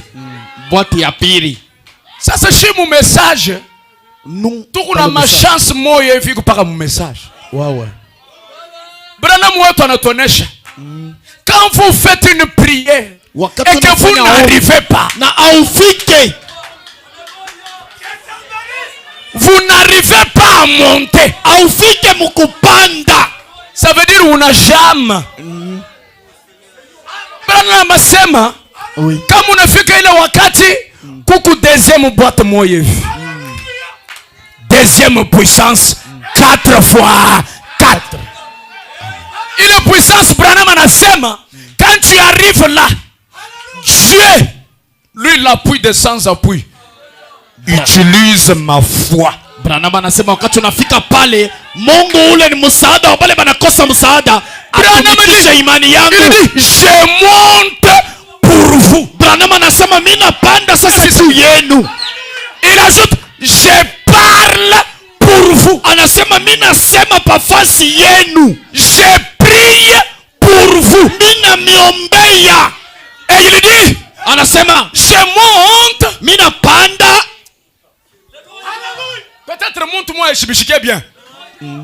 Tu as un mode de vie que tu désires vivre. Uko na maisha moyo hivi unapenda kuishi. Tu aimes un peu des maisons luxueuses. Unapenda manyumba ya mzuri. Bintu bya propre. Unapenda bintu bya safi. Ma voiture ya bien. Oui oui. Mais ta foi, sasa imani yako n'arrive pas là. haifike pale. Ukupaka na hamu ya bintu bile me abifikaki. Quand tu es dans cette condition, frère Branham dit, moi je crois pour vous. Wakati uko ile hali, Branham anasema mimi naamini juu yako. Parle un peu par la foi. Ce soir j'engage 4x4. Dites encore. Ce soir j'engage 4x4. Ce soir j'engage 4x4. Ce soir j'engage 4x4. Amen. Ce que tu désires là doit arriver. Kile unapenda kile kinapaswa kufika. Et Branham dit, non seulement que je crois pour vous, je me tiens là. Mina simama pale comme kama vile intercesseur, kama vile mutetezi. Et Frère Branham avait le pouvoir de l'infaillibilité. Na Branham alikuwa na mamlaka ya kushindwa. Donc kama tunaiengagé ce soir, kama tunaingisha hayo hii magharibi, rien ne va rater. Hakuna kile kitakosa. Qui est prêt qu'on engage? Nani iko tayari tuingiemo? Qui est prêt qu'on engage? Nani iko tayari tuingiemo? Nanshiwewe bakulowo kudibaloshi nchinanga musoku mujima. Ce soir kuloka kwa baloshi ba kidini mujima. Musoku mujima contre l'ange du Seigneur. Basamurie malaika wa Bwana. Jésus-Christ le vivant prêchait le 6-9e mois en 53. Yesu Kristo mwenye kuwa hai eneba na ubiri ile tarehe mwaka 53. Jésus-Christ le vivant. Yesu Kristo mwenye kuwa hai du 6-9e mois en 53 au point 75. Makumi 77 haya yake. Là on veut engager maintenant. Pale sasa tunataka kuingisha. Suivez. Fata. Et maintenant. Sasa. Seigneur. Bwana. Laisseras-tu Satan garder Amen tabernacle sous son emprise? Utaacha shetani achunge hii kanisa Amen maskani pa uchunguzi wake? Branham dit. Branham anasema à Dieu ne plaise. Mungu bimefurahishe. À Dieu ne plaise. Itafurahisha Mungu? Abitafurahisha Mungu. Kabine bisankisha nzambi bwa wewe kale muhikato. Abitafurahisha Mungu juu wewe ubakie mtumwa. Bwa kuja anu wewe mulombe. Pawa kuria paka ulombe. Bwa kuvuala anu wewe mulombe. Pawa kuvuala paka ulombe. Chose tu diwezi, tu dépends toujours des gens. Pyote bila wewe unafanya huku unaangalia paka bantu bingine. Branham dit ça ne plaît pas à Dieu. Branham anasema abifurahishe Mungu. Munisaidi yako. Munisaidi yako. Non. Aidez-moi. Apana. Ce soir on coupe la main tendue vers les gens. Li magharibi tunakata ile mkono yenye kunyoroshea bantu. Branham anasema lève-toi, oh Jéhovah. Lamuka, Jéhovah. Lève-toi, oh Jéhovah. Lamuka, Jéhovah.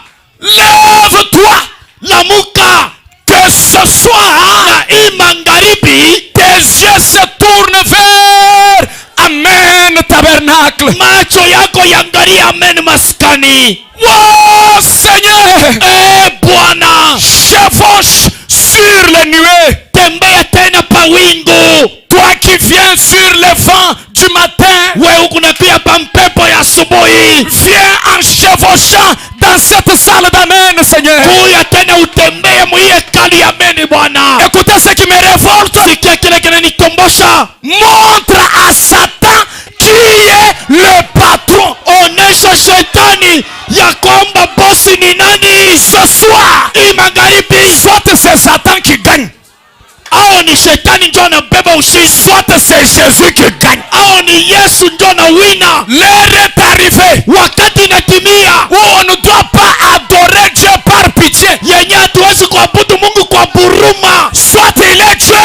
au yenjo Mungu. soit il n'est pas Dieu, au hana Mungu. soit le message est la vérité, au ujumbe ni ya kweli, soit ce n'est pas la vérité, au haina ukweli. Qui a dit que tu dois rester dans la même condition? Nani anasema utabakia mwile hali moja moja? Dites un peu, je refuse. Sema mina je refuse. Je refuse. Mina katala. Dites je refuse. Mina katala. Tu peux même bouger. Unaweza atakutenga. Je refuse cet état. Mina katala hapa sasa. Je refuse cet état. Mina katala hii hii hali. Je refuse cette condition. Naikatala hii hali. Je refuse. Mimi naikatala kabisa. Et comme tu refuses là, Na vile unaikatala, même Satan là où il est, hata shetani pale eko, il a compris comment refuser. anaelewa kwamba bananikatala. Au nom de Jésus-Christ, Jina la Yesu Kristo, qu'il vous libère. akuachilie. Frère Branham dit, Ndugu Branham anasema, oh Dieu, Mungu prends le contrôle.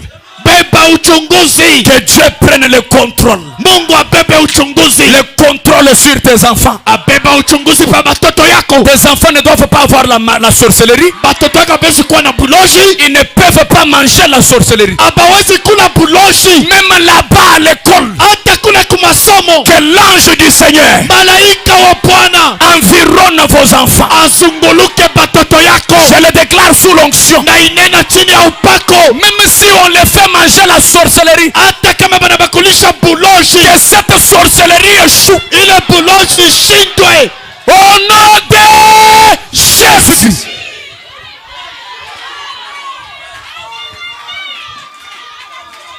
Branham ajoute, Branham anaongeza, maintenant, sasa hivi, en tant que ton serviteur qui me tient ici à ta place, sa vile mtumishi wako ule anasimama hapa pafashi yako.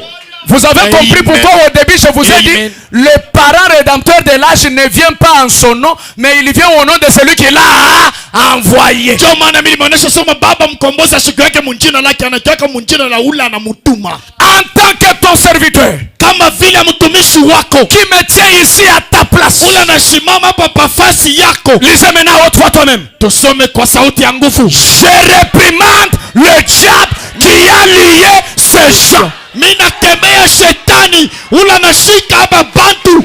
Si Satan n'écoute pas ta voix, Kama shetani asisikia sauti yako, mais il connaît la voix de Frère Branham. lakini anajua sauti ya ndugu Branham. Dieu a dit à William Branham, Mungu aliambia ndugu Branham lorsqu'il avait fait la vision de l'épouse qui était enchaînée, wakati alifanya onyo ya bibi harusi alifungwa. Jésus a dit à Branham, Yesu aliambia Branham, libérez ces gens. wende ufungula hapa bantu. Et Frère Branham a dit, Na ndugu Branham anasema, j'ai regardé mon corps sans biceps. niliangalia mwili yangu ya kidogo. J'ai dit, comment je vais le libérer? Mimi nasema namuna kani nitabafungula. Jésus dit à Branham, Yesu anambia Branham, prononce la parole. weye sema tu misemo. Et ce soir que Branham prononce, Na hii magharibi Branham aseme. Branham parle, il dit, Branham anasema, toi démon, weye mpepo mchafu, en tant que serviteur de Jésus-Christ, kama vile mtumishi wa Yesu Kristo, je t'adjure na kuhakikisha de déguerpir complètement de cette salle. utoke muiye hekalu mara moya. Attaquez, Tumshambulie, sors de ces gens, toka katika hao watu, laisse-les au nom de Jésus-Christ. upachilie mjina la Yesu Kristo. Vous êtes libre, Unakuwa huru, vous êtes libre, unakuwa huru, vous êtes libre, unakuwa huru, vous êtes libre, unakuwa huru, vous êtes libre, unakuwa huru, vous êtes libre, unakuwa huru, vous êtes libre. unakuwa huru. C'est le jubilé, Ni yubile, c'est le jubilé, ni yubile, c'est le jubilé. ni yubile. Le cancer est parti, Kansa inaenda, les kystes sont partis, kista inaenda, la stérilité est partie, utasa inaenda, le chômage est parti, kukosa kazi inaenda, la maladie du sucre est partie, magonjwa ya sukari inaenda, l'hypertension est partie. hypertension inaenda. Dieu a normalisé ta tension. Mungu anaweka tension yake na Tu es libre ce soir. unakuwa huru hii magharibi. Les choses que tu ne pouvais pas manger, Vitu bila kuwezi tena kukula, va les manger ce soir. wende upikule hii magharibi. Au nom de Jésus-Christ. Jina la Yesu Kristo. Si c'est le mariage, Kama ni ndoa, tu l'as reçu déjà. unaipokea Si sasa. c'est le pardon, Kama ni msamaha, tu l'as reçu déjà. unaipokea. Si c'est l'élévation, Kama ni tu kunyanguliwa, l'as reçu déjà. unaipokea. Je te connecte dans la cour des grands. Mimi nakuunganisha kwa ile hatua ya bantu Que bakubwa. Dieu vous donne des grandes connexions. Mungu amipatia mahatua ya bantu bakubwa. Là où tu ne comprendras pas Pale hautaelewa kitu. que les choses difficiles deviennent faciles. Vitu vya nguvu vikuwa vya mwepesi. C'est le jubilé. Ni yubile. La rédemption. Ukombozi. Par la puissance. Kupitia uwezo. C'est le jubilé. Ni yubile. Vous êtes libre. Munakuwa huru. Vous êtes libre. Munakuwa huru. Que Dieu de Branham. Mungu wa Branham. Vous fasse du bien. Amifanishe vizuri. Nasi wewe ukabajibaka dia uno usukula menu nyuma bele. Hata kama unatafuta ndoa ya kubrose mkinyo na maziwa. Zambi akuesha nadi. Mungu akupatie hiyo. Nasi wewe ukabajibaka. Hata kama unatafuta ndoa ya utemesha mudilunyi franc congolais. Ya huku na wakisha moto na franc congolais. Zambi wa Branham akuesha nadi. Mungu wa Branham akupatie hiyo. Nasi wewe ukabajibaka nyinchingani. Hata kama unatafuta kitu kanisa. Frère Branham dit. Ndugu Branham anasema. Les grandes choses. Vitu vikubwa.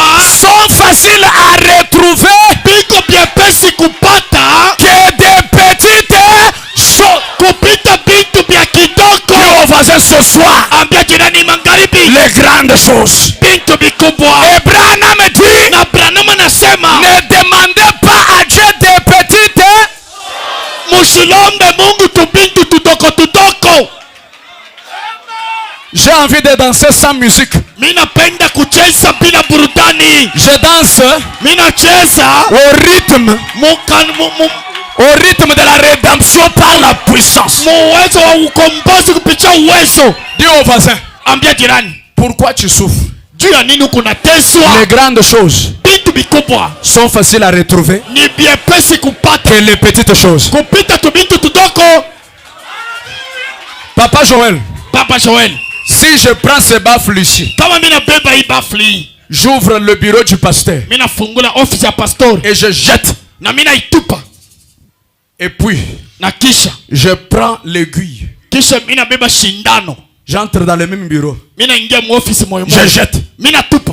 Après je dis à deux frères. Kisha mina ambia banduku bawili. Et une sœur. Na dada moya. Je dis aux frères. Mina ambia nduku. Vous deux. Je vous donne 5 minutes. Entrez dans le bureau. Cherchez-moi l'aiguille. Et qu'une sœur. Je lui donne 3 secondes. Qu'elle entre dans le bureau. Qu'elle me trouve le baffle. Qui va trouver le premier? Qu'est-ce qu'on va retrouver en premier? Ça s'appelle comment? L'aiguille. On va trouver l'aiguille en premier. On va trouver quoi en premier? Les baffles. Pourquoi on va trouver les baffles? Parce que c'est gros. Parce que c'est grand. C'est pourquoi Branham dit. Les grandes choses sont faciles à retrouver. Que les petites choses reçoit les grandes parcelles. Reçoit les grandes maisons. Reçoit les grands voyages. Reçoit les grands capitales. Que je continue à prêcher. Shalom, j'arrête. Shalom, mina shimamisha.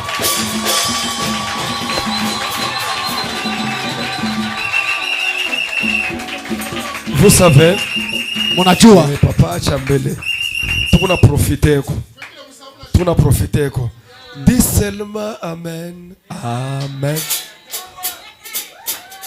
Oui, moi je suis qui a une puissance. Bon, moi comme je ne sais pas chanter, je lui donne le micro. Hein? Et on transforme la réunion en concert. En concert. Pendant qu'on récolte les dîmes et les offrandes, hein, on fait le concert directement. Les bonnes choses ne se préparent pas. Ça se donne. Bon, heureusement que ceux qui sont là connaissent déjà. Envoyez la matière.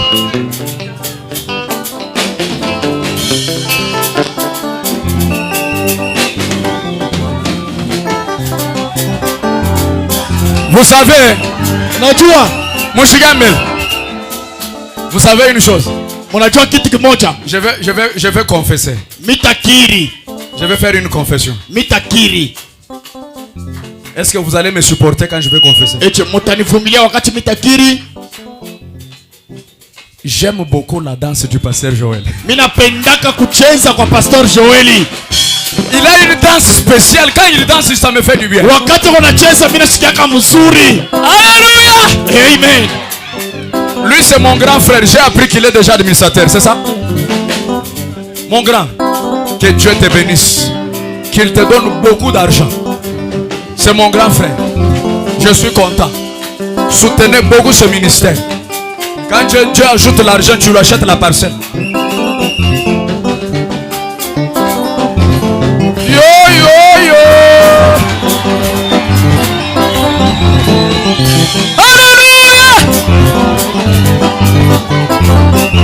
Oui, moi j'ai vu qu'il y a une puissance.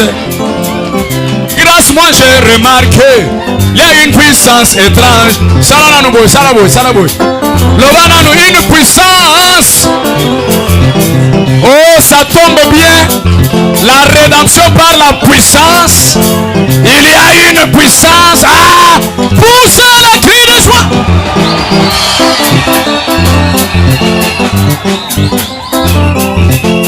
Oui, moi j'ai vu qu'il y a une puissance. Grâce moi j'ai remarqué, il y a une puissance étrange. Dans cette simple action, des tiramènes dans la bouche. Car Marie, mère de Jésus, vierge qu'elle était, mais l'ange lui avait dit, tu enfanteras un enfant. Et Marie a dit Amen, sans avoir raisonné. Comme toi tu dis aussi Amen ce soir. Sans avoir raisonné. Tu dis Amen à Amen. Sans avoir raisonné. Tu dis Amen à Amen. Sans avoir raisonné. Et quelques mois plus tard, nous avons vu le bébé Jésus. Jésus qui était sorti du sein de Marie. Est-ce que banana ntambe bazawa? Est-ce que ba millionnaire bazawa? Le banana tozali. Est-ce que ba millionnaire bazawa? Banana ntambe tozali. Est-ce que bozawa? Tozali. Ba millionnaire tozali. Est-ce que bozawa? Bazali. Banana ntambe bazali. Est-ce que bozawa? Bazali. Ba millionnaire bazali. Est-ce que bozawa? Bazali. Mukundulila.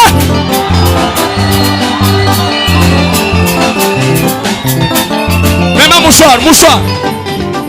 Tombola, tombola, mouchoir, tombola, mouchoir, tombola. Tombola, tombola, tombola. Allez!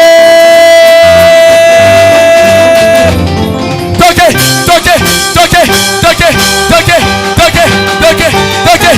Ainsi au nom de Jésus. Amen. Au nom du Seigneur. Amen. Au nom de Jésus. Amen. Disons tous ensemble. Amen. Au nom de Jésus. Amen. Reçois les millions. Amen. Au nom de Jésus. Amen. Reçois le Saint-Esprit. Amen. Oh oui, il y a ici celui qui est plus que Salomon. Oh oui, il y a ici celui qui peut allumer la lumière. Toi dis seulement Amen. Elohim entre en scène. Oh, au nom de Jésus. Amen. Reçois le succès. Amen. Jubile.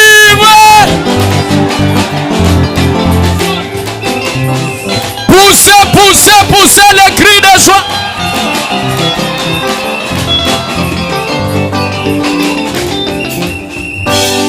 Jalele, jalele, jalele, jale, wa jale, jalele, hey jale, wa jalele, on a dit tout good jalele, jali mwe kumbe suwe, hey jalele, wa sa mwende la wenye, on a dit tout good jalele. Jami mwe kumbe suwe. Hey chale chale. Yo yo yo. Chabulu bundu wa mukwache.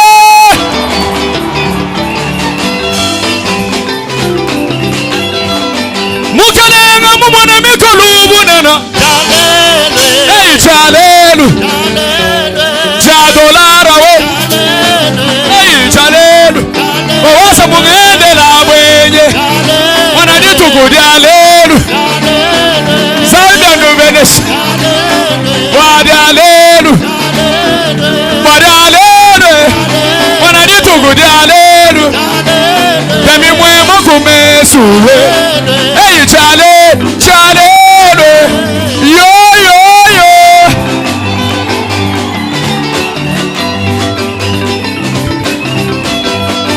mukalanga mumona mikolubunen de Dieu vous bénisse.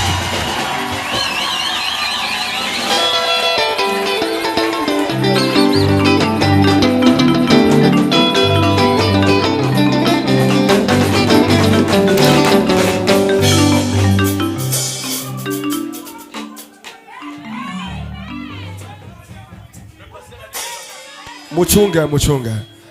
Munashikia bien. Nana ashikia bien. Alamusha bele mkono. Okay. Vile munashikia bien. Mimi napenda mulete kwa makuta mweke kwa muhimu mfuko humo. Huyu bwana ifoka kure akakune ko secret ya bien. Mwache sambla. Frère, mkuye mulete kwa quelque chose. Mweke hapo. Mwache miza. Jack, acha miza. Tosha lara. Papa interprète, weka mole lara. Mama jina, mukwe mweke lara. Mukuye mwe botela michunga, mukuye hapo sasa. Mushika we venez en désordre et mettez les choses. Mettez là dedans. Ou bwana il faut courir un coucou à bien. Il faut courir un coucou à bien. Ana vi. Ba weke mweke.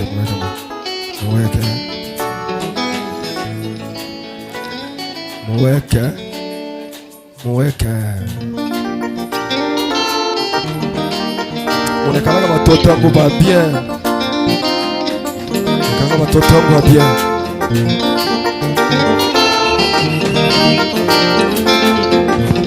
Je suis venu, pas comme tous les autres. Je suis venu, pas comme tous les jours. Aujourd'hui je suis porteur d'un témoignage. Aujourd'hui je suis porteur d'un témoignage. C'est au sujet de notre royaume et de sa seigneurie. Ici nous avons un Seigneur qui n'est pas comme tous les autres. Nous avons un roi pas comme les autres. Depuis que je l'ai connu, il est rempli de prodiges. Depuis que je l'ai connu, c'est seulement des miracles. Alors je suis venu vous les présenter maintenant. Oh oui, moi je suis venu vous parler de ce Jésus. Je suis venu pour témoigner combien Jésus est bon. Je suis venu témoigner combien Jésus est bon. Je suis venu pour témoigner combien Jésus est bon. Je suis venu témoigner combien Jésus est bon. Que toute oreille puisse entendre qu'il est le Tout-Puissant. Et toute oreille puisse entendre qu'il est le Tout-Puissant. Que chaque esprit se rappelle qu'il est roi des esprits. Chaque esprit se rappelle qu'il est roi des esprits. Oh, tout genou fléchira devant ce nom divin. Tout genou fléchira devant. Oh, c'est quel nom? Jésus. Oh, c'est quel nom? Jésus. Oh, Jésus. Le nom qui m'a béni. Jésus. Le nom qui m'a sauvé. Jésus. Le nom qui m'a béni. Jésus. Le nom qui m'a sauvé. Jésus. Jésus est le roi des rois. Jésus. Le nom qui m'a sauvé. Jésus. Il n'y a personne comme lui. Jésus. Jésus est le roi des rois. Jésus. Jésus.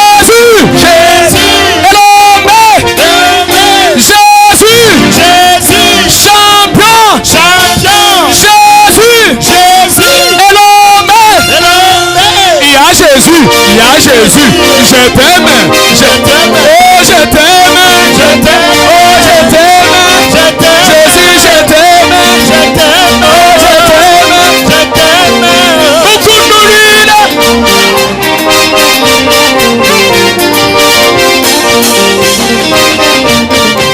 Une fois il a été posé au ciel une question difficile. Qui est celui qui est digne rompre le sceau. C'était une question. Au ciel, une personne. Sur la terre, une personne. En dessous de terre, une personne. Même dans les eaux, une personne. Parmi catholiques, une personne. Pentecôtistes, une personne. Alors il avait eu l'agneau comme immolé. C'était seulement c'est Jésus. C'est lui qui fit tout digne. Il monta au calvaire, vaincu la mort et la. Oh, je suis venu pour témoigner combien Jésus est bon. Je suis venu témoigner combien Jésus est bon. Toute oreille puisse entendre qu'il est le tout-puissant. Toute oreille puisse entendre qu'il est le tout-puissant. Chaque esprit se rappelle qu'il est roi des esprits. Chaque esprit se rappelle qu'il est le roi des esprits. Oh, tout genou fléchira devant ce nom de Jésus. Tout genou fléchira devant. Oh, c'est quel nom? Jésus. Yema Makashi. Yema Makashi. Jésus. Le Dieu qui m'a béni. Jésus. Le Dieu qui m'a sauvé. Jésus. Le Dieu qui a. Jésus. Gloire. Oh, le Dieu qui m'a béni. Jésus. Le Dieu qui m'a sauvé. Jésus. Le Dieu qui m'a béni. Jésus. Le Dieu qui m'a sauvé. Jésus. Jésus. Jésus. Jésus. Jésus. Jésus, champion, champion. Il y a Jésus, il y a Jésus.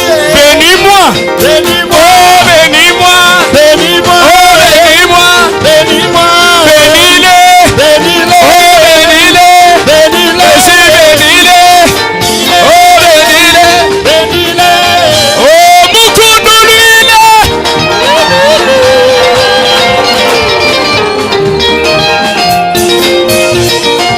Que quelqu'un dise gloire à Dieu. Il me provoque, il me provoque. Que Dieu vous bénisse.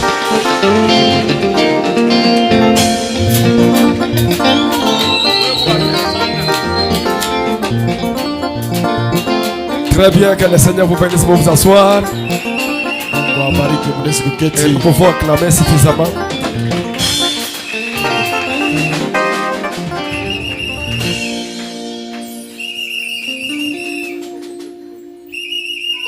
Très bien. Nzuri. Je suis béni. Mina barikiwa. Très bien. Quand c'est bon, nous disons. Kama ni bizuri, Quand c'est tunasema bon, nous disons. Kama ni bizuri, tunasema ni bizuri. Une rédemption par la puissance. Ukombozi kupitia uwezo. Et j'ai aimé son sujet. Milipenda sana tungo yake. Et je vais lui demander s'il m'écoute prêcher ça, qu'il ne puisse pas avoir des problèmes avec moi. Kama ananishikia mimi na yubiri ashipate mambo na mie. L'appui de sens. Msaada wa bale banakosa msaada. Non, ça je peux même commencer ça à prêcher ça tout de suite. Mimi naweza kuanza kuyubiri hata hapa sasa. Nous qui n'avons pas d'appui. Shie bale hatuna na msaada. Mais lui Christ. Sasa ye Kristo, il est notre appui. Ye ndio msaada yetu. Alléluia. Amen. Ah, c'est très bien. Mzuri. J'ai beaucoup aimé le temps imparti, je dois vous libérer. Wakati naenda napasha kumiachilia. Très bien, le programme qui va suivre, c'est que nous allons avoir réunion le dimanche matin. Maandamano itafuata ni kusema tutakuwa na kanisa asubuhi ya Muyenga. La réunion commence à 9h juste. Kanisa inaanza pa 9h juste. Papa, attendez, n'amenez pas Pasteur Grâce Moutombo rapidement. J'ai besoin de lui. N'est-ce pas? Attendez, ne l'amenez pas vite. Alors, nous allons commencer le dimanche à 9h juste. Tutaanza kanisa pasa 9h juste. Siku ya Yenga. Et n'oubliez pas ce que je vous ai dit. Mushisabu ile niliwaambia. Mettez-y un sens de responsabilité dans tout ce que vous faites. Mubebe mabuzito yenu mubiote bile mko nafanya. Un sens de responsabilité. Mubebe mabuzito yenu. Ayez sur votre programme. Moile maapo yenu ya siku. Je vais faire ceci, ceci, ceci, ceci, ceci. Tafanya iki. À 16h juste, j'irai à l'église. Pa 16h kamili taenda kanisa. Et soyez constant là-dedans. na mubebe ile maapo ikwe ya kila siku. Chaque fois qu'il y a réunion, allez-y à l'église. Kila wakati kama kuko kanisa, mwendeni kukanisa. Vous n'y venez pas pour satisfaire le pasteur, au kuye nju pasteur afurahi, mais vous y venez pour honorer le Dieu tout-puissant. Muko nakuya nju kuheshimia Mungu wa uwezo yote. Et j'insiste, na kazia, même si vous n'êtes pas huissier ou administrateur ou diacre, hata kama hauna administrateur au hakuna diacre au huissier, mais à l'esprit que tu es serviteur de Dieu. Mu mawazo yako uweke asema uko mtumishi wa Mungu. Parce que les autres font un mandat qui peuvent s'arrêter. Bingine beko na kazi ile tashimama. Et peut-être que c'est toi qui vas prendre relève. Mali ingine wenjo tabakombola. Alors, soit j'aimerais être entouré de gens responsables. Vous parlez en responsable. Vous posez des actes de responsables. Papa, tchunga, parce que ça va nous prendre le temps. Je répète ça parce que c'est très important. Est-ce que vous comprenez? Évitez yakukwala kwala. Devenez des gens solides. Et prenez les choses de Dieu au sérieux parce que c'est la seule fois que vous avez l'occasion d'aller à l'église, de les servir. Parce que demain, nous ne savons pas si nous pouvons être sur la terre. Mais là, comme il y a l'occasion de le faire, fais-le bien. Et oubliez cette histoire de non, je vais vivre, j'aurai 60 ans. Non, ça c'est l'affaire de Dieu lui-même. On ne te souhaite pas que tu vas mourir, mais nous voulons te dire que l'avenir c'est une affaire entre les mains de Dieu uniquement. Parce que demain nous pouvons partir. J'avais mon ami Kabongo Gédéon.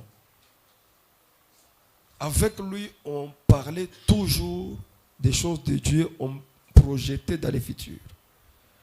Mais par un soir, alors qu'on faisait des programmes qu'ils viennent prêcher ici, par un soir, j'ai vu un appel de frère Jean Kembe qui m'appelle, me dit, pasteur, le pasteur Gédéon est décédé.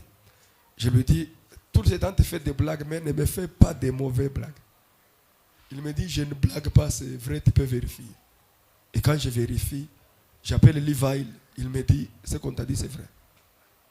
Donc vous voyez, j'aimerais te parler pour que l'instant que tu as, vous les prédicateurs, frère Pati, la prochaine fois que tu vas prêcher, prêche comme si tu meurs demain. Fais-le de tout. Parce que c'est l'occasion qui t'est donnée. Comme tu as l'occasion d'aller à l'église là, va à l'église. Ne dis pas, oh non, moi j'irai quand j'aurai. Quand j'aurai là, c'est Dieu qui sait. Toi, tu ne sais pas. Parce que ça, tout peut changer. Tout peut bâcler. Alors quand tu as l'occasion, va à l'église. Et j'aimerais le dimanche, quand on dit la réunion commence à 9h. Vous savez pourquoi nous sortons à 13h ici? Nous sortons à 13h parce que la réunion commence en retard. Parce que les gens ne sont pas là. Mais si les gens sont là à 9h pile, tout le monde est là. Le bâtiment est plein. Frère Isaac commence la réunion. À 10h30, il sait de la chair. Et à 12h juste, on a fini de prêcher. Les gens peuvent partir. Alors, dis à ton voisin, sois responsable. Yeah. Sois responsable. Et j'aimerais ce jour ici insister. Papa, sois responsable. Frère, sois responsable. Frère Pati, sois responsable. Et vous tous, les sœurs, soyez des responsables. Quand vous allez à la maison, là, apprêtez vos affaires. Dites même aux enfants, dimanche, c'est un jour d'adoration. Et vous vous levez, vous allez à l'église. Est-ce que vous comprenez? Tout ce qui reste que je fasse, je lève ma main. Que celui, l'appui des sans-appui, puisse vous soutenir. Qu'il vous bénisse. Qu'il vous donne le meilleur. Spirituellement, matériellement, financièrement. Qu'il guérisse votre corps.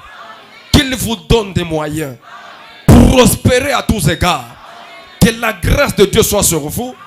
Et allez, que personne ne puisse vous arrêter. Montez comme une flèche. Atteignez les hauteurs comme l'aigle. Allez plus profondément. Et que le Seigneur vous donne ce que vous ne pouviez pas recevoir par vous-même. Soyez éloquables. La divination ne peut rien contre Jacob. La magie ne peut rien contre Israël. La divination ne peut rien contre Jacob. Que la gloire de celui qui est descendu dans la nuée puisse vous couvrir. Au nom de Jésus-Christ. Amen.